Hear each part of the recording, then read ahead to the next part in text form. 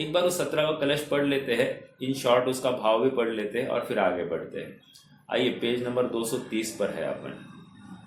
इत्यध्यास्य शुभोपयोग जनितां कांचित् प्रवृत्तिं यति सम्यक् संयम सौष्ठवेन परमां क्रामन्निवृत्तिं क्रमान् हेलाक्रांत समस्त वस्तु विसर प्रस्ताररम्योदयां ज्ञानानन्दमयीं दशामनुभवत्वेकान्ततः शाश्वतीम् ज्ञानानन्दमयीं दशामनुभवत्वेकान्ततः शाश्वतीं। ज्ञानानंदमयी दशा जो एकांततः शाश्वत है। इसका भाव देखो नीचे पढ़ते हैं। इस प्रकार शुभोपयोग जनित किंचित प्रवृत्ति का सेवन करके, शब्दों के ऊपर गौर करना। किंचित, किंचित का अर्थ कौन बताएगा मुझे? किंचित का अर्थ शुभोपयोग जनित किंचित प्रवृत्ति, किंचित का अर्थ क्या कहना है?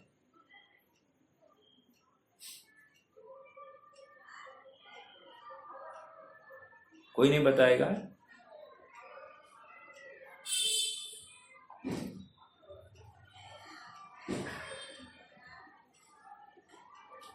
अरे किंचित मतलब ये यह कहना चाहते हैं कि मरे मन से कर रहे हैं। शुभोपयोग रूप प्रवृत्ति किंचित अर्थात मरे मन से, वहां रुकने का भाव ही नहीं है। किंचित अर्थात इस प्रवृत्ति में भी उनकी दृष्टि तो शुद्धात्मा पर है, न चाहते हुए भी कर रहे हैं। वो नाना करते प्यार तुम्ही से कर बैठे, ऐसा ही हमको यहाँ पर रुकना नहीं है, फिर भी हमको अब वहां पर लगन लगी है शुद्धात्मा की, लेकिन शुद्धात्मा में नहीं रह पा रहे हैं, ताकत नहीं है, इसलिए यहां रुक रहे हैं। देखो कोई भी गेम खेलते हैं तो एक इंटरवल दिया जाता है। अभी कोई भी टी टाइम होता है, ड्रिंक्स टाइम होता है, जोक लगाना है लगाए, लंच टाइम होता है, ये इंटरवल क्यों है? इंटरवल क्यों है? आपको क्या लगता है? एक नॉर्मल प्रश्न है, साधारण प्रश्न है, क्या है? आपको क्या लगता है किसी भी गेम में इंटरवल गैप क्यों दिया जाता है? हाँ?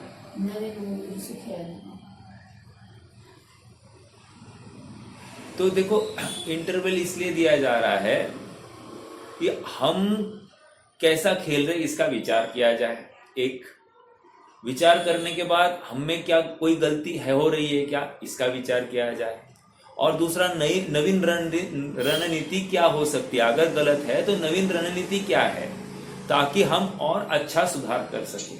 समझ में आ रहा है क्या? ये शुभोपयोग भी एक रणनीति के तहत है, एक इंटरवल है। शुद्धोपयोग के पश्चात जो शुभोपयोग आया है वो एक ऐसा स्पैन है कि जिसमें हम अपनी रणनीति को फिर से विचार करें कि क्या मैं सत्य मार्ग पर हूं, क्या मैं शुद्धात्मा का ही सेवन कर रहा हूं, क्या मुझे इससे अधिक और कुछ प्रयास करने की आवश्यकता है। इन सब बातों का विचार इस शुभोपयोग में किया जा रहा है। साथ साथ शुभोपयोग में किसका विनय करना नहीं करना, किसका संग करना नहीं करना, इसकी बहुत चर्चा हो गई है।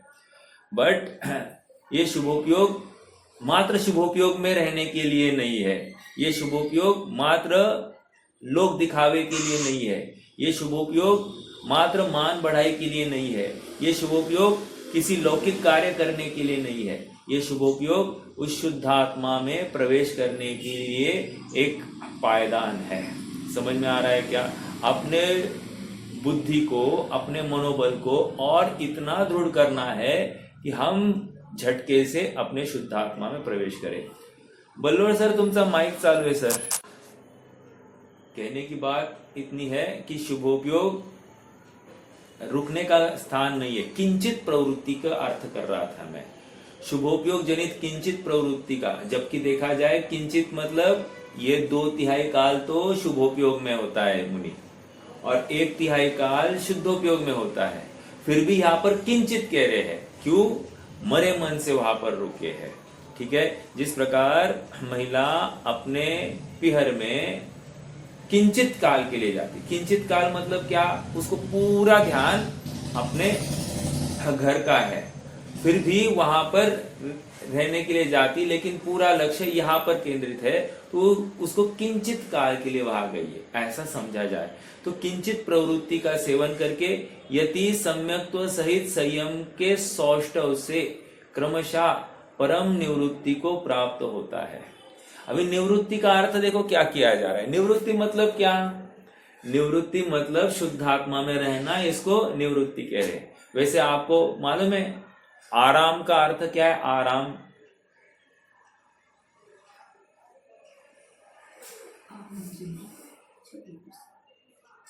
आराम मतलब क्या? आराम मतलब आत्मा में, यस, आराम मतलब चहु ओर से आत्मा में जाना। आराम चहु ओर से, राम मतलब अपना आत्मा राम में उसमें प्रवेश करना, संतुष्ट करना, उसी को आराम कह रहे। यहाँ पर भी निवृत्ति कह रहे। अर्थात निवृत्ति हम क्या कह रहे भाई? निवृत्ति का जीवन जी रहे। निवृत्ति का जीवन मतलब क्या? ऐसे आराम से पड़े रहना, विषयों में और प्रवृत्ति करना। हमको लगता है कि हमारी मंद कशा, किसी के साथ ताक-झाक नहीं करना, किसी के अध्यात्म नहीं, इतने मात्र में हम संतुष्ट होकर अपने विषयों का पोषण करते रहते, रुचि का पोषण करते रहते, और इसकी खबर हमको नहीं पड़ती, और इसको हम निवृत्तिमय जीवन कहते हैं। जबकि निवृत्तिमय जीवन ऐसा नहीं होता। निवृत्तिमय जीवन मतलब पुरुषार्थ भरा होता है, निरंतर धगश वहां पर आत्म आराधना, आत्म प्राप्ति की होती है, इसको निवृत्तिमय जीवन कहते हैं। ठीक है, तो अब यहाँ पर क्या बात आ गई? परम निवृत्ति की प्राप्ति, मात्र निवृत्ति ने, परम निवृत्ति की को प्राप्त होता हुआ, जिसका रम्य उदय समस्त वस्तु समूह के विस्तार को लीला मात्र में प्राप्त हो जाता है। जिसका रम्य उदय समस्त वस्तु समूह के विस्तार को लीला मात्र में प्राप्त हो जाता है, जान लेता है। प्राप्त हो जाता है मतलब जान लेता है। हे मुनिवरों, ऐसी शाश्वत ज्ञानानंद स्वभावी दशा का एकांततः अपने में आप ही नित्य अनुभव करो। स्वामी जी के भाव भी पढ़ लेते। शुभोपयोगी मुनिराज सम्यक प्रकार के से आराधना करते हुए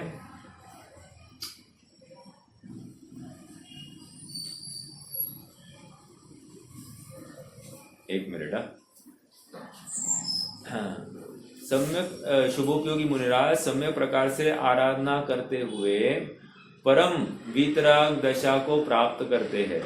मुनिराज को शुभोपयोग की मंद और शुद्धोपयोग की मुख्य प्रवृत्ति है। समझ में आ रहा है? मंद मतलब मरे मन से कर रहे हैं, और शुद्धोपयोग की तीव्र वांछा है। मुनिराज शुभ प्रवृत्ति के कारण वीतराग दशा को प्राप्त करते नहीं करते। शुभोपयोग उनके लिए आदरणीय नहीं है, क्योंकि वह पुण्य है, किंतु जब स्वभाव स्थिरता नहीं होती तब उन्हें शुभ परिणाम आते हैं। शुभ का सेवन करने पर वीतराग दशा प्राप्त होती है, यह कथन उपचार वश किया गया है। अरे भाई, वीतराग दशा शुभ स्वभाव के कारण नहीं, अपितु शुद्ध स्वभाव के कारण प्राप्त होती है। ये व्हाट इज दिस? ये मुझे एक्सप्लेन कीजिए। अरे भाई, वीतराग दशा शुभ स्वभाव के कारण नहीं, अपितु शुद्ध स्वभाव के कारण प्राप्त होती है। शुभ स्वभाव का अर्थ क्या लेना और शुद्ध स्वभाव का अर्थ क्या लेना?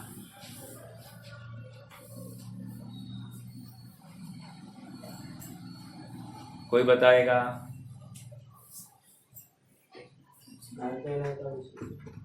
देखो, शुभ स्वभाव के कारण नहीं का अर्थ क्या लेना? वो शुभ परिणाम के अर्थ अधीन नहीं है एक, और शुद्ध स्वभाव के अधीन है मतलब क्या?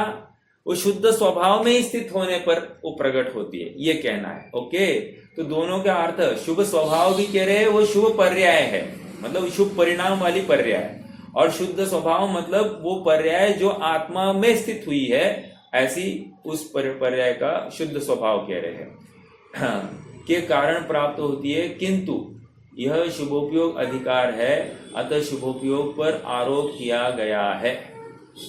आरोप किया गया है, लेकिन शुभोपयोग शुद्धोपयोग का कारण 3 काल में होता नहीं है। शुभोपयोग का शुद्धोपयोग में अभाव है।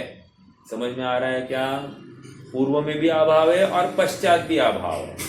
अर्थात शुद्धोपयोग, देखो शुभोपयोग के कारण यदि शुद्धोपयोग हुआ ये कहा जाए तो तकलीफ क्या है? इतनी नहीं है। शुद्धोपयोग, शुभोपयोग के बाद में कदाचित किसी को अशुभोपयोग भी हो सकता है कि नहीं? बिल्कुल हो सकता है। तो फिर शुभोपयोग को अशुभोपयोग का भी कारण कहो, शुभोपयोग को शुद्धोपयोग का भी कारण कहो, तो बात नहीं बन सकती। समझ में आ रहा है? तो इसलिए ये न्याय घटित नहीं होता। शुद्धोपयोग एक स्वभाव के आश्रय से ही होता है, ये बात निश्चित हो जाती है। देखो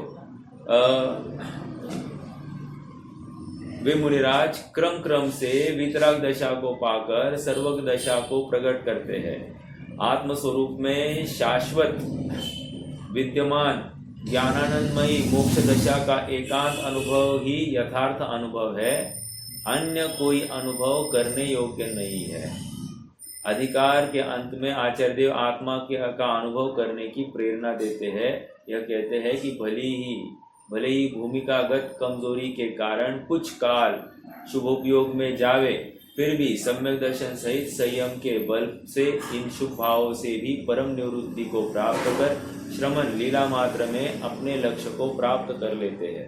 इसलिए श्रमण जनों अर्थात ज्ञानानंद स्वभावी त्रिकाली ध्रुव अपने आत्मा में अपनापन करो, इसमें ही समा जाओ। इस प्रकार चरणानुयोग सूचक चूलिका महाअधिकार में समागत शुभोपयोग प्रज्ञापन अधिकार समाप्त हुआ। कहाँ से चला था? 199-200 से चला था, राइट? शुभोपयोग अधिकार यहाँ तक चला है। लगभग 70-71 गाथाएं यहाँ पर उस शुभोपयोग अधिकार में चली। ठीक है, अब यहाँ पर पंचरत्न की गाथाएं चलेगी। पंचरत्न की गाथाएं मतलब ये कलश रूप गाथा है। कलश मतलब जैसे किसी मंदिर को के ऊपर जो कलश होता है वो मुकुट होता है, तो या फिर किसी मुकुट पर जो मणि होते हैं, तो उसी प्रकार ये 5 गाथाएं, इनको पंचरत्न की गाथाएं कहते हैं। नियम सार में भी पंचरत्न की गाथाएं है। ठीक है, और एक बात याद रखना, कुंद स्वामी ने इनको पंचरत्न नाम नहीं दिया था, परवर्ती आचार्य ने इनको पंचरत्न कहा। समझ में आया? अर्थात कंक्लूजन, देखो हम फोन पर बात करते हैं तो हम क्या करते हैं? फिर से कंक्लूड करते हैं ना। वैसे ही यहाँ पर पंचरत्न में पूरा विषय अब इन 5 गाथाओं में कुंद स्वामी दे रहे हैं। हालांकि अमृतचंद्र स्वामी आगे चलकर और बात करने वाले 47 नयों के माध्यम से, बट उसकी बात अभी नहीं। यहाँ कुंद स्वामी का कंक्लूजन चल रहा है। ठीक है, देखो क्या कह रहे हैं। हाँ, पेज नंबर 232 पर आ जाइए। 232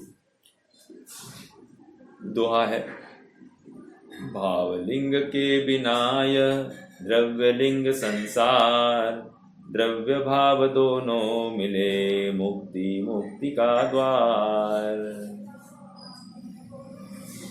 फिर से, भावलिंग के बिनाय द्रव्यलिंग संसार, द्रव्य भाव दोनों मिले मुक्ति का द्वार। मुक्ति का अर्थ पहले ये मुक्ति है और मुक्ति का द्वार। व्हाट इज डिफरेंस बिटवीन मुक्ति एंड मुक्ति का द्वार?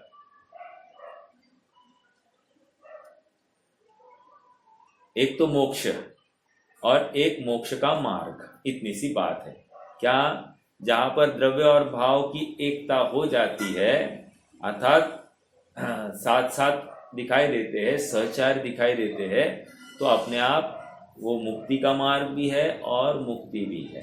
ठीक है, चलिए, मुक्ति का मार्ग एक अर्थ ऐसा भी किया जा सकता है। मुक्ति का मार्ग मतलब 6वां गुणस्थान, और मुक्ति ये 7वां गुणस्थान, शुद्धोपयोग।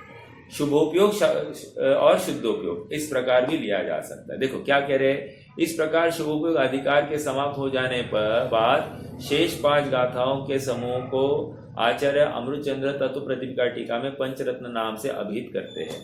उक्त पंचरत्न गाथाओं के आरंभ करने से पहले आचार्य अमृतचंद्र देव मंगलाचरण के रूप में एक छंद लिखते हैं जो इस प्रकार है। देखो समय सार में कितने कलश लिखे हैं अमृतचंद्र स्वामी ने? 275 कलश लिखे हैं। यहाँ पर कितने कलश है? मात्र 18 कलश है। समझ में आ रहा है क्या कितना फर्क है? देखो हाँ।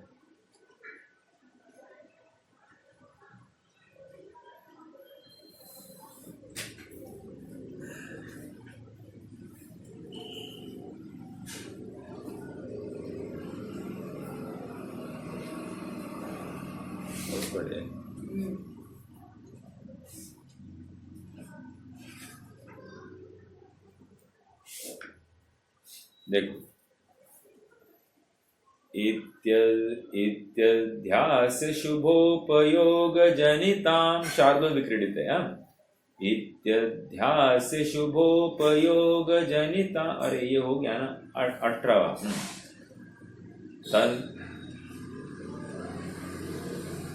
तंत्रास्यास्य शिखंडमंडनमिव प्रद्योतयत् सर्वतो द्वैतीकमथारतो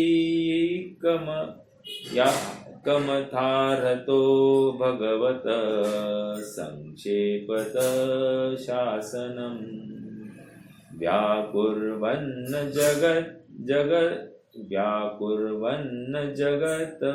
जगतो विलक्षणपथां संसारमोक्षस्थितिम् जीयात् सम्प्रति पंचरत्नमनघम् सूत्रैरिमे पंचभिः। इसका हिंदी अनुवाद भी पढ़ लीजिए। चलो मनहरण है, एक मैडम मनहरण है ना। अब इस शास्त्र के मुकुट मणि के समान 5 सूत्र निर्मल पंचरत्न गाये हैं, जो जिन देव अरहंत भगवंत के अद्वितीय शासन को सर्वतः प्रकाशे है। अद्भुत पंचरत्न भिन्न भिन्न पंथ वाली भव उपवर्ग की व्यतिरे की दशा को तान संतान इस जगत के सामने प्रकटित करते हुए जयवंत वर्तो। क्या कह रहे हैं? तान संतान इस जगत के सामने प्रकटित करते हुए जयवंत वर्तो। ठीक है, क्या है? तप्त, सॉरी तान में थोड़ा सा मेरी कमजोरी है। तप्त संतप्त इस जगत के सामने प्रकटित करते हुए जयवंत वर्तो। यस, तब मैं वही तान गलत ही निकल। एक मिनट ना, थोड़ा सा मैं साइज बढ़ा दूँ। ओके, तप्त संतप्त इस जगत के सामने प्रकटित करते हुए जयवंत वर्तो। अभी आइए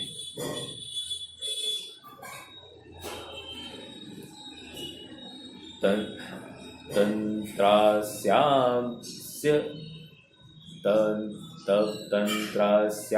शिखंडमंडनमिव। तंत्रास्यान्य मतलब क्या? यहाँ पर कह रहे हैं शिखंडमंडमिव। शिखंडमंडमिव मतलब क्या? अलंकार के समान। ठीक है, अलंकार के समान अर्थात चूड़ामणि कह रहे हैं, मुकुटमणि के समान। प्रद्योतयत् सर्वतो, प्रद्योत मतलब प्रकाशित करता है, सर्वतः प्रकाशित कर रहा है। ओके, द्वैतीकमाथाहरतो भगवत संक्षेपत शासनम।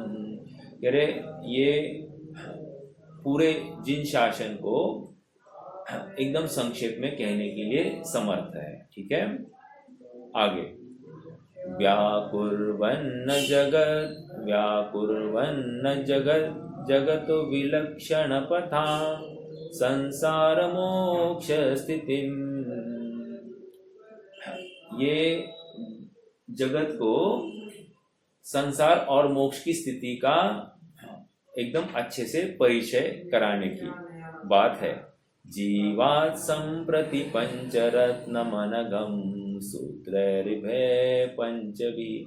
जीवात् संप्रति, संप्रति मतलब एकदम शीघ्र ही इन पंचरत्न रूपी गाथाओं के माध्यम से उसको संसार और मोक्ष की स्थिति का एकदम भावभाषण कराया जा सकता है। ठीक है। जयवंत वर्तो पंचरत्न जीवात् संप्रति। जयवंत वर्तो का अर्थ कहाँ निकल रहा है भाई?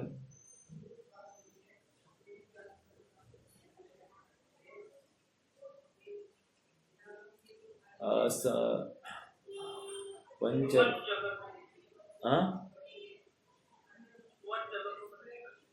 नहीं, वो तो व्याकुर्वन जगतो विलक्षण पथाम। जगतवासियों को विलक्षण पथ से ये संसार और मोक्ष की स्थिति को दिखा रहा है, ये ऐसा आ रहा है। ठीक है, चलो देख लेते हैं। चलिए पढ़ते हैं यहाँ पर। अब इस शास्त्र में के कलगी के अलंकार, कलगी के अलंकार के समान अर्थात चूड़ामणि के समान यह 5 सूत्र रूप निर्मल पंचरत्न जो अरहंत भगवान के अद्वितीय समग्र शासन को संक्षेप में संपूर्णता प्रकाशित करते हैं।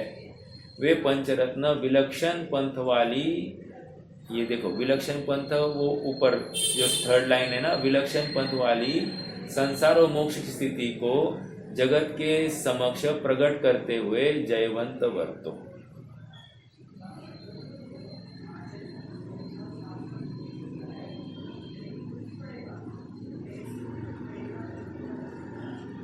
ठीक है, आ जाइए।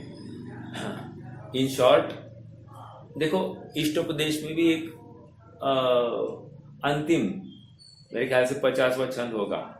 जीवोन्य पुद्गलश्चान्य इत्यसो तत्व संग्रह यदन्य दुच्यते किंचित सोस्तु तस्सैव विस्तर।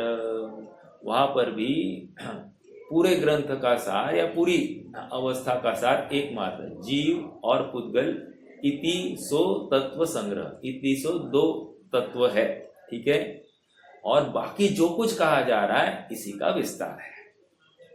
हाँ, जीव तत्व और अजीव तत्व, इनमें जो अंतर कर पाया वो खुश, वो सच्चा ज्ञानी, और जो अंतर नहीं कर पाया तो जीव का भाव अजीव में देखता है या अजीव का भाव जीव में देखता हुआ, वो तो भटकने वाला है। ठीक है।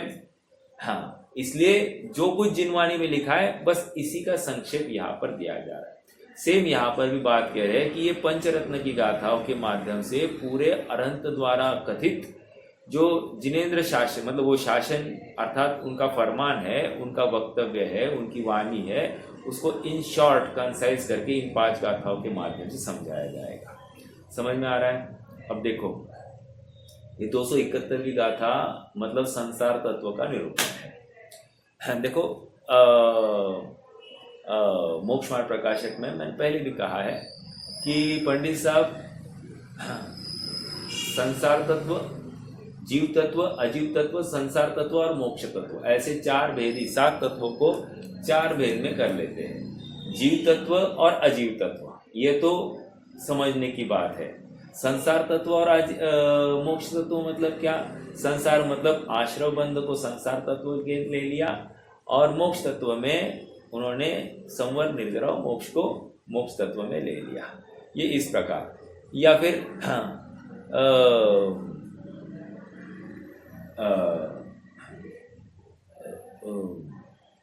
हे उपादेय, मतलब जीव अजीव हे उपादेय, ऐसे भी लिया है उन्होंने। जीव और अजीव तो लेने ही पड़ेंगे, ये 2 तत्व तो लेने ही पड़ेंगे। और जो हे और उपादेय, हे मतलब संसार तत्व, हे मतलब जो आश्रव बंध तत्व है, और उपादेय मतलब संवर निर्जरा मोक्ष।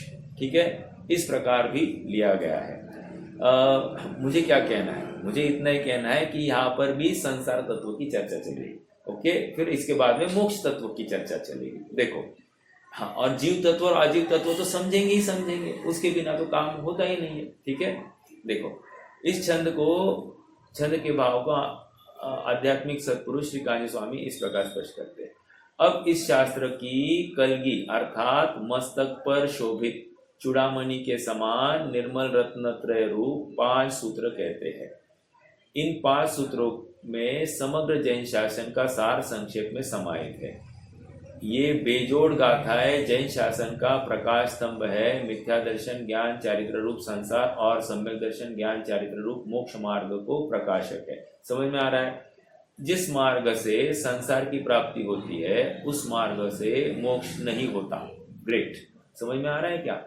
जिस मार्ग से संसार की प्राप्ति होती है उस मार्ग से मोक्ष की प्राप्ति नहीं होती, और जिस मार्ग से मोक्ष की प्राप्ति होती है उस मार्ग से संसार नहीं बढ़ता। इस प्रकार इस प्रकरण को दोनों ही विलक्षण पंथों का स्पष्टीकरण किया गया है। अब संसार मोक्ष की स्थिति को 5 सूत्रों के माध्यम से प्रकाशित करते हुए अतः संसार मोक्ष की स्थिति प्रकट करने वाली ये गाथाएं जयवंत वर्ते।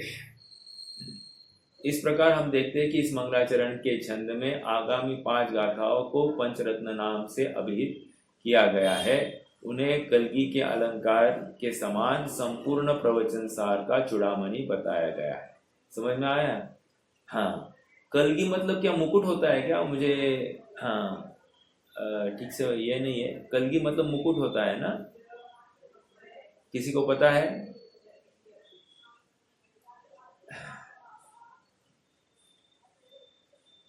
ठीक है, देख लेंगे। कलगी के अलंकार के समान संपूर्ण प्रवचन सार का चूड़ामणि बताया गया है। हाँ, तथा यह कहा गया है कि इन 5 गाथाओं में पूरे प्रवचन सार का सार समाहित है। ठीक है, आइए गाथा 271 उत्थानिका देखो। इस गाथा में संसार तत्व के स्वरूप का उद्घाटन करते हैं। अब शब्दों के ऊपर गौर कीजिए, क्या कह रहे हैं? उद्घाटन। इस गाथा में संसार तत्व के स्वरूप का उद्घाटन करते हैं। देखो, मेरा प्रश्न है आप सबसे, उद्घाटन किस चीज का किया जाता है? जो दिखाने योग्य है, बराबर है कि नहीं? जो आज तक खुला ही नहीं था उसका उद्घाटन किया जाता है। उद्घाटन तो मोक्ष का करना था, लेकिन इन्होंने संसार का उद्घाटन कर दिया। क्यों? क्योंकि ये जीव अब तक मैं संसार में हूँ ये भी स्वीकार नहीं कर रहा है, और संसार में हूँ तो मैं दुखी हूँ ये भी स्वीकार नहीं कर रहा है। क्योंकि यदि वो संसार में, चलो मान लिया कि वो संसार में ये कह भी रहे, लेकिन संसार में दुख है ये नहीं मान रहा है, तो जब संसार में दुख है ये मान ही नहीं रहा है तो इसके अभाव का प्रयास करेगा कब? समझ में आ रहा है क्या? इसलिए संसार तत्व का प्रकाशन किया जाता है, उद्घाटन किया जा रहा है। हाँ, पंडित साहब मोक्ष मार्ग में क्या कह रहे हैं? हमने तुम्हें जो संसार के दुखों का वर्णन किया ये तुम पर भाषित होते हैं कि नहीं? यदि तुम्हें भाषित होते हैं तो हम उसका उपाय बताएंगे। उसका उपाय करना तो तुम सुख को प्राप्त हो जाओगे। लेकिन पहले कंडीशन बताइए, तुम्हें ये दुख भाषित होते हैं कि नहीं? यदि हाँ तो ही तुम्हारे लिए अगला उपाय है, फिर हम तुम्हें अगला उपाय बताएंगे, तुम उसका अमल करना। लेकिन तुम्हें ये भाषित ही नहीं हो रहे दुख, तो फिर हम क्या बात करें? समझ में आ रहा है क्या? फिर तुम्हारे लिए फिर से go back to first page, अर्थात वहां जाकर फिर से पढ़ना चालू करो। कब तक? जब तक तुम्हें ये संसार है और ये संसार दुख का कारण है ऐसा प्रतीत ना हो। देखो, भोजन बनाना कितना कठिन कार्य है कि नहीं? इसको दुख हम देखते हैं क्या? नहीं। भोजन को खाना ये कितना कठिन कार्य है, इसको हम दुख रूप देखते हैं क्या? नहीं, अपना हक देखते हैं। पानी पीना हक देखते हैं, नहाना धोना इसको हक लगता है हमको। समझ में आ रहा है क्या? थोड़ा सा 19-20 हमको स्वीकार नहीं है, राइट? हमको थोड़ी गर्मी हो गई, हम इमीडिएटली क्या करते हैं? हमको दुख भाषित होते ही हम उस दुख के अभाव का उपाय क्या कर रहे हैं? पंखा लगाना, एसी लगाना आदि आदि। हमको कोई मच्छर काटा तो मच्छर काट कर हमने उसका उपाय क्या किया? मान लो मॉस्किटो रिपेलेंट, अभी जो लगाते हैं उसकी बात चल रही, आदि आदि का प्रयोग किया। समझ में आ रहा है? अर्थात हम येन केन प्रकार से बाहर में ही उसका अभाव का प्रयास करते हैं और सुखी होने की कल्पना करते हैं। जबकि यहाँ पर समझाया जाएगा भाई ये सारा कार्य संसार तत्व है। इतना ही नहीं, ये तो पाप का कार्य है तो हर कोई कहेगा, लेकिन जहां पर 28 मूल गुणों का पालन रूप निरतिचार पालन हो रहा है, उसमें भी कोई गलती नहीं हो रही है, ऐसे जीव को मात्र उस क्रिया का अवलंबन लेना भी, ये भी संसार का ही कारण है, उसको भी संसार तत्व कहा गया है। अर्थात मैं संसार तत्व कहते ही संसार इक्वल टू दुख और दुख इक्वल टू संसार, बस और कुछ नहीं। समझ में आ रहा है? और मोक्ष इक्वल टू सुख और सुख इक्वल टू मोक्ष, तो मतलब ये सिनोनिम्स है, एक दूसरे के परिचायक है। अब जब भी हम कहें कि भाई ऐसी क्या आज जैन शतक में भी अभी बताया ना कि ऐसी दशा में भी काहो की कुशल है। समझ में आया? अर्थात कैसे भाई सब ठीक है? हाँ ठीक है। कैसे भाई साता है? हाँ भाई साता है। तो साता कहकर भी हम तीव्र असाता में है। हमको भ्रम हो रहा है कि हम खुश है, थोड़ी सी आर्थिक अनुकूलता हो, थोड़ी सी भौतिक अनुकूलता हो, थोड़ी सी अपनी इच्छाओं के अनुकूल सब परिकर हो, इसमें ही हम सुख मान बैठते हैं। थोड़े से हमारे अनुकूल खान पान की व्यवस्था हो, इसमें ही हम सुख मान बैठते हैं। लेकिन यहाँ पर कह रहे हैं ये सुख नहीं, तो उस समय में तीव्र दुखी है। क्यों? क्योंकि वो आसक्ति है ना। देखो दुख कैसे नापना हमारा, जो संयोग में हमको सुख की कल्पना हुई है ना, उसका अभाव करके देखो, तो उसमें आकुलता है। हाँ आकुलता है, तो ये दुख ही है। जिसकी संगति में सुख है, सुख लगता है, उसी के अभाव में अगर मुझे खेद होता है, आकुलता होती है, तो वो दुख ही है। समझ में आ रहा है क्या? संयोगों की बात कर रहा हूं। तो कह रहे कि यह संसार तत्व नियम से हो गया, हम नहीं मान रहे, यह अलग बात है, लेकिन संसार तत्व है इक्वल टू दुख। जो संसार विषय सुख होता, तीर्थंकर क्यों त्यागे। वहां पर भी बात क्या आ गई? संसार में सुख है ही नहीं, और हम अगर वहां पर सुख मान रहे हैं तो इसका मतलब या तो तीर्थंकर सही या तो मैं सही। ठीक है? वैसे संसार ये शब्द स्र धातु से बनता है, स्र धातु से। स्र मतलब क्या? खिसकना। जो भली भांति अपने आत्म तत्व से खिसक गया है उसको कह रहे हैं संसार। देखो संसार भी स्र धातु से बनता है, आश्रव भी स्र धातु से ही बनता है। समझ में आया? खिसक गया है भली भांति अपने स्वरूप से, तो वो आश्रव। सेम बात यहां पर भी है। ठीक है? तो संसार आत्मा से दूर हो गया है परिणाम, तो ये संसार। देखो अभी संसार तत्व की चर्चा चल रही है। जे अजधा गहिदत्था एदे तच्चतिनिच्छदा समय अच्यंत फल समिद्धम भमन्ति ते तो परम कालम। अच्यंत फल समिद्धम भमन्ति ते तो परम कालम। भमन्ति ते तो परम कालम, अर्थात भ्रमण करता है परम काल के लिए। परम मतलब उत्कृष्ट काल के, उत्कृष्ट काल मतलब अनंत काल के लिए। समझ में आया? हाँ। कौन भ्रमण कर रहा है? तो आप उसका उत्तर देंगे ऊपर पहली लाइन में। जे अजदा घा जे यदा जे अजदा गही दत्था एदे तच्चति निश्चिता समय अच्यंत फल समिद्धम। हाँ, क्या कह रहे हैं? जे अजदा गहिद था। अजदा गहिद था मतलब अयथार्थ गहिद था। गहित मतलब ग्रहण, अथा मतलब अर्थ या तत्व। हाँ, तो कह रहे जो अयथार्थ ग्रहित करते हैं, क्या तत्व ति निश्चिता समय, जो जिनेंद्र भगवान के कथन में आए हैं। समय मतलब जिनवाणी भी ले सकते, ठीक है, शास्त्र में भी जो आए हैं उसकी बात, तो जो निश्चिता समय में कहे गए हैं, अर्थात क्या आया?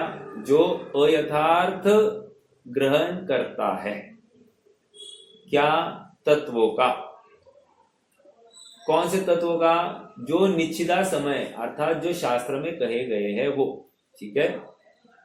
अत्यंत फल समिद्धम, अत्यंत फल अत्यंत फल, एक मिनट,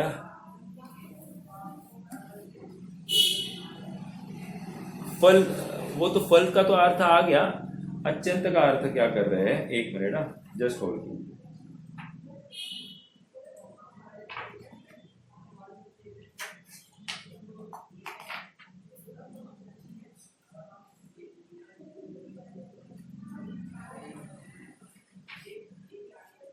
अत्यंत फल मतलब अत्यंत फल समृद्ध, अत्यंत फल समृद्ध, अत्यंत मतलब अत्यंत, ठीक है। हाँ, अत्यंत का ब्रैकेट में उन्होंने अर्थ किया अनंत कर्म फल से भरा हुआ, अनंत कर्म फल से आभरित, भरा हुआ। भ्रमंति ते तो परम कालम, अनंत कर्म फल से भरा हुआ यह जीव अनंत काल के लिए भ्रमण करता है। अनंत का अर्थ फिर से परम, परम का अर्थ अनंत लिया है, ठीक है। इसका हिंदी अनुवाद पढ़ लेते। अयथार्थ ग्राही तत्व के हो भले ही जिन मार्ग में। निश्चिता समय का अर्थ मैंने क्या कहा? शास्त्र में ऐसा कहा है, राइट, लेकिन यहाँ पर थोड़ा अर्थ अलग निकल रहा है। निश्चिता समय मतलब क्या? शास्त्र के अनुसार जिसकी प्रवृत्ति है, अर्थात जिसका 28 मूल गुणों का पालन हो रहा है। द्रव्यलिंगी की बात चल रही, फिर से जे अयदा गाहिद, जे यदा जे अजदा गही दत्था एदे तच्चति निश्चिदा समय। निश्चिदा समय का अर्थ इन्होंने ऐसा किया है कि शास्त्र के अनुसार जिसकी प्रवृत्ति हो रही है, ठीक है। हाँ, फिर भी प्रवृत्ति होते हुए भी क्या है? अयथार्थ ग्रहण किया है तत्वों का जिसने। शास्त्र के अनुसार प्रवृत्ति, बाह्य प्रवृत्ति, ठीक है। हाँ, लेकिन अंतरंग में, भावों में उन्होंने तत्वों का अयथार्थ ग्रहण किया है, ठीक है। देखो, अयथार्थ ग्राही तत्व के हो भले ही जिन मार्ग में, कर्म फल से आवरित भव भ्रमे भावी काल में।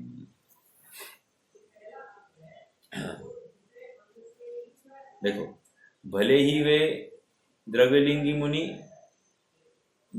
मुनिराज जिन शासन में ही क्यों ना हो, जिन शासन में मतलब 28 मूल गुणों का निरतिचार पालन कर रहे हो, ठीक है। यहाँ अन्य कोई भी कंडीशन ली नहीं है।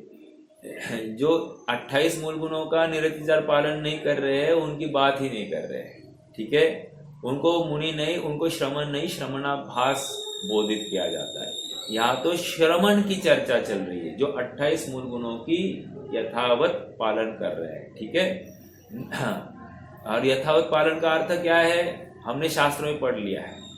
खाल उखाड़ने पर भी और उसके ऊपर नमक छिड़कने पर भी आंख की कोर लाल नहीं होती है, इतनी मंद लेशा हो गई है जीव। अर्थात शुक्ल लेशा के बिना और कुछ हो ही नहीं सकता ऐसे जीव की। तो ऐसी शुक्ल लेशा हुई है। ठीक है, अब देखो देखो शास्त्र में मैंने सुना, ये मैंने पढ़ने में नहीं आया लेकिन सुना, किसी जीव की इस जाति की शुक्ल लेशा होवे ना। कैसी शुक्ल लेशा? मतलब आपकी खाल उतार दी जाए, खाल उतारने पर उसके ऊपर नमक छिड़का जाए तो भी आंख की कोर लाल नहीं होती है। वो रूपक है ना, आंख की कोर लाल होना मतलब तीव्र तीव्र आकुलता होती है। अपने एक थोड़ा सा बाल खींचा जाए या फिर वो हाथ की थोड़ी सी आता है ना, एक थोड़ा सा पानी कम हो तो वो थोड़ा सा सूखा सूखा सा भाग आ जाता है, उसको हम मात्र खींच कर निकाल दें तो कितनी वेदना होता है, कितनी झंझनाहट होती है। तो कह रहे यहाँ पर क्या बात चल रही थी, एक मिनट। हाँ, मुनिराज की चर्चा चल रही थी। मतलब वो खाल निकालने की और उसके ऊपर नमक छिड़कने की तो भी आँख की कोर लाल नहीं हुए, और हम इतने छोटे से एक कट भी हो गया अपने हाथ में पैर में तो उसको लेकर कितने आकुल हो जाते हैं। तो कह रहे इतनी शांत लेशा हो गई है, इतने शांत परिणाम हो गए हैं। ठीक है, वो शुक्ल लेशा। अब कह रहे ऐसी शुक्ल लेशा पुनश्च जीव की कब होगी? ऐसी शुक्ल लेशा पुनश्च जीव की कब होगी? देखो देवों का तो मैं कहता हूँ, मतलब अपन तो ये पढ़ ही आए हैं कि भाई देवों का 33 सागर तक वहां पर रहते हैं तो शुक्ल लेशा होती है। लेकिन वो ज्ञानी जीव वहां पर जाता है ना, मान लो 16वें स्वर्ग के ऊपर शुक्ल लेशा ही कही गई है, ठीक है, ये मान लिया। लेकिन मनुष्य अवस्था में शुक्ल लेशा कब होती है? तो कह रहे मनुष्य अवस्था में शुक्ल लेशा ऐसा मुनिपना धारण करने पर ही होती है। और सुनो, ये मुनिपना धारण किया ना, दोबारा ऐसा मुनिपना कब होगा? कह रहे हैं कि अनंत काल चला जाए। अनंत काल मतलब क्या? अनेक पुद्गल परावर्तन पार हो जाए, उसके बाद में दोबारा फिर ऐसा मुनिपना अर्थात ऐसी शुक्ल लेशा का धारी ये जीव हो सकता है। मतलब कितना बड़ा काल जाने वाला है इस शुक्ल लेशा में। तो ये ऐसे जीव के लिए उपदेश दिया जा रहा है, और उसको भी क्या कहा जा रहा है? संसार तत्व कहा जा रहा है। आप थोड़ा सा गंभीरता से इस प्रकरण का विचार करना। मतलब किसको संसार तत्व कहा? हमको तो थोड़ा सा हम स्वाध्याय कर ले, थोड़ा सा देव दर्शन कर ले, थोड़ा सा खान पान का हम एडजस्टमेंट कर ले, रात्रि भोजन त्याग कर दे, अंशना जल का सेवन कर ले, बाजारू वस्तु का त्याग हो गया, 8 मूल गुणों का धारण कर लिया, सप्त व्यसन का त्याग हो गया, हम स्वयं को एकदम ग्रेट समझने लग जाते। होता है कि नहीं ऐसा? तो कह रहे भाई साहब तुम कुछ भी नहीं हो उनके सामने। वे कहाँ खड़े हैं? इतनी मंदतम मतलब हाईएस्ट डिग्री ऐसी लेशा में खड़े हैं, और इनको कहा जा रहा है ये संसार तत्व हो तुम। समझ में आ रहा है क्या? क्यों क्यों क्यों क्यों? एकमात्र तुमने अयथार्थ श्रद्धान किया है। अयथार्थ श्रद्धान किसका किया है? तत्वों का। जो जीव तत्व है उसको जीव रूप नहीं जानकर अजीव रूप जाना, या अजीव तत्व को जीव रूप जाना है, ऐसा तुमने मिंगल किया है। तुम्हें उस संबंधी भ्रांति है। समझ में आ रहा है क्या? हाँ, अयथार्थ श्रद्धा मतलब तुम्हें उसका डिफरेंस समझ में नहीं आ रहा है दोनों में। तुम दोनों को एक करके ग्रहण कर रहे हो, किसी को अयथार्थ श्रद्धा कह रहे, या अजीव को ही जीव मान रहे हो तो भी अयथार्थ श्रद्धा है, या जीव को अजीव का मान रहे हो, या अजीव का कार्य करने वाला मानते हो तो भी अयथार्थ श्रद्धा। देखो कर्ता भोक्ता और एकत्व ममत्व ये सब इसी में लगा सकते हैं। समझ में आया? जीव पर का कर्ता, जीव पर का स्वामी, जीव का पर में ममत्व और जीव पर का भोक्ता, इनमें से कुछ भी नहीं चलेगा। समझ में आया? एक है तो चारों है। समझ में आ रहा है क्या? उसी प्रकार अजीव भी जीव का स्वामी, अजीव ही जीव का भोक्ता, अजीव ही जीव का कर्ता, अजीव ही जीव का जीव में एकत्व, ये भी हमको स्वीकार नहीं। समझ में आ रहा है क्या? ये तत्व संबंधी भ्रांति, इसी को अयथार्थ ग्रहण करने की बात कह रहे हैं। देखो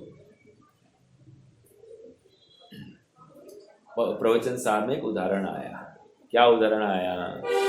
ज्ञानी यदि सांप को रस्सी कहे और रस्सी को सांप कहे, ज्ञानी यदि सांप को रस्सी कहे या रस्सी को सांप कहे, तो भी उसका ज्ञान सम्यक ज्ञान एक, और अज्ञानी रस्सी को रस्सी कहे और सांप को सांप कहे, तो भी उसका ज्ञान मिथ्या ज्ञान। कारण क्या है? अयथार्थ ग्रहण। अयथार्थ ग्रहण कहकर ज्ञान उसके अयथार्थ ग्रहण का कारण नहीं है, उसका श्रद्धान मिथ्या होने से उस ज्ञान के ऊपर ऐसा आरोप आ गया कि ज्ञान मिथ्या है। समझ में आया? सचमुच ज्ञान मिथ्या या सम्यक नहीं होना चाहिए। ज्ञान तो ज्ञान है, और ज्ञान ज्ञान है मतलब क्या? ज्ञान तो मात्र जानता है, जानने के अलावा और कुछ नहीं करता। लेकिन यथार्थ ग्रहण करना और नहीं करना यह श्रद्धा का कार्य है। समझ में आया? तो इसलिए ज्ञान मिथ्या और सम्यक श्रद्धा की अपेक्षा कहा जाता है। मात्र जानकारी के बल पर ज्ञान को मिथ्या और सम्यक नहीं कहा जा सकता। हाँ, क्या तकलीफ आएगी? तकलीफ ये आएगी यदि ज्ञान को ही मिथ्या और सम्यक कहा जाएगा, तो ज्ञानी के भी सम्यक ज्ञान और मिथ्या ज्ञान का प्रसंग खड़ा होगा, और अज्ञानी के भी सम्यक ज्ञान और मिथ्या ज्ञान का प्रसंग खड़ा होगा। कैसे? जैसे अज्ञानी भी कभी चूक सकता है कि नहीं, सॉरी, अज्ञानी सही बोल सकता है कि नहीं? सही बोल सकता है मतलब सांप को सांप कह रहा है ना, रस्सी को रस्सी कह रहा है, तो इस ज्ञान को सम्यक ज्ञान कहेंगे क्या? नहीं कह सकते। और ज्ञानी, मैंने क्या कहा? ज्ञानी का कहा ना। और अज्ञानी, आई एम सॉरी, फिर से अज्ञानी यदि सांप को सांप कहे और रस्सी को रस्सी कहे, तो भी उसका ज्ञान सम्यक नहीं कह रहे हैं। लॉजिकली ज्ञान में कोई दोष नहीं है, ज्ञान तो प्रॉपर जान रहा है, फिर भी इसके ज्ञान को मिथ्या ज्ञान कह रहे हैं। क्यों? वो श्रद्धा को डायरेक्शन नहीं दे पा रहा है, श्रद्धा को यथार्थ मार्ग नहीं दिखा पा रहा है, इसलिए इस ज्ञान को मिथ्या कहा जा रहा है। अब ज्ञानी की बात ले लो। ज्ञानी ने सर्प को रस्सी कहा और रस्सी को सर्प कहा, तो भी उसका ज्ञान सम्यक है। क्यों? क्योंकि उसकी श्रद्धा यथार्थ है। श्रद्धा यथार्थ है मतलब क्या? ये अजीव तत्व है, ये मैं नहीं, ये मुझ में नहीं, मैं इसका स्वामी नहीं, ये मेरे सुख का कारण नहीं और ये मेरे दुख का कारण नहीं, ऐसा निर्णय करता हुआ उसका ज्ञान, वो सम्यक ज्ञान कहने में आ रहा है। समझ में आ रहा है क्या? मोक्ष मार्ग प्रकाशक में एक प्रकरण उठाया है, मेरे ख्याल से 78 या 80 गाथा के आसपास है, कि भाई जानेगा तो श्रद्धान करेगा। प्रकरण याद आया? जानेगा तो श्रद्धान करेगा, जाना ही नहीं तो श्रद्धान काय का करेगा। अर्थात जानने के बाद ही श्रद्धान हुआ ना, तो ज्ञान ने ही आपको गलत मार्ग दिखाया है, तो ज्ञान को ही मिथ्या कहो। श्रद्धा को क्यों मिथ्या कहते हो?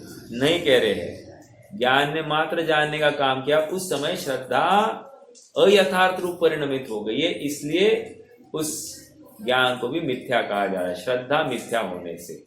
समझ में आ रहा है क्या? ज्ञान बंध का कारण नहीं है। कहाँ पता चला? मिथ्या अविरति अरुकषाय परमाद सहित उपयोगा। समझ में आया? आश्रव का कारण बता रहे हैं वहां पर। मिथ्या, अविरति, प्रमाद, कषाय और योग बंध हेतवा, 8वें अध्याय का सूत्र।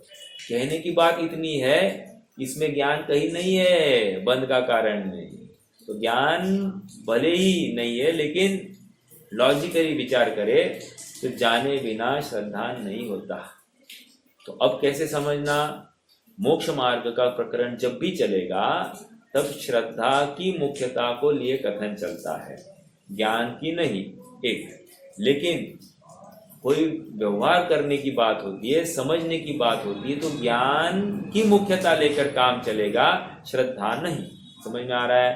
तो समझने की बात इतनी ही है क्या कि जानना जरूरी है, जाने बिना श्रद्धा होता ही नहीं है।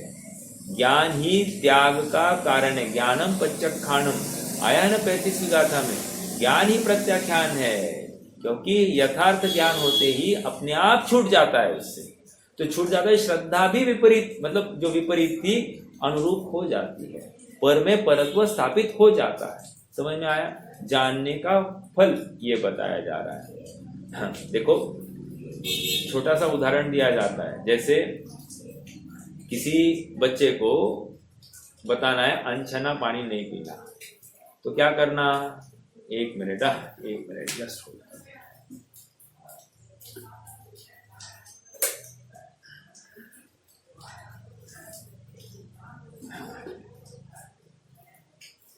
किसी बच्चे को कहना है भाई पानी नहीं पीना है तुमको अनछना, तो कैसे समझाएंगे उसको? माइक्रोस्कोप के नीचे देखो एक बूंद पानी में कितने जीव है, तो वो दिखाया जाएगा उसकी गंभीरता, और ये जीव अगर तुम ऐसे ही लोगे तो तुम्हें इससे इस शरीर को हानि हो सकती है, उसको शरीर का पक्ष दिखाया जाएगा और फिर उसको वहां से निवृत्त कराया जाएगा। तो ज्ञान हुआ ना कि अब अनछना पानी पीने योग्य नहीं है, और उसके बदले छना पानी भी दिखा दिया, वहां पर जीव नहीं दिखाई दे रहे। इसका मतलब उसको अब विश्वास हो गया, ज्ञानम पच्चक, ज्ञान होते ही अपने आप वो अब अनछना पानी कभी नहीं पिएगा, उसका त्याग हो गया है। कदाचित किसी काल में कमजोरीवश पी ले, समझना, कदाचित किसी काल में कमजोरीवश पी ले, लेकिन श्रद्धान में यही है कि नहीं पीना चाहिए। समझ में आ रहा है? बस श्रद्धान के बल पर वो ज्ञानी बना रहता है, चारित्र की कमजोरी को कमजोरी नहीं कहा जाएगा। समझ में आया? अध्यात्म की ये टोन है। हाँ, मुझे क्या समझाना है? ये ही कि संसार तत्व और मोक्ष तत्व के लिए हमको क्या क्या नक्की करना चाहिए। मैं संसारी हूं या मैं मोक्ष हूं? तो भले ही द्रव्यलिंगी, बात कहां से निकली? द्रव्यलिंगी मुनिराज की तरफ से निकली कि द्रव्यलिंगत्व होते हुए भी इस जीव को मिथ्या दृष्टि घोषित किया है, संसार तत्व घोषित किया है। हाँ, 28 मूल गुणों का निरतिचार पालन है। द्रव्यलिंगी जो 28 मूल गुणों का निरतिचार पालन कर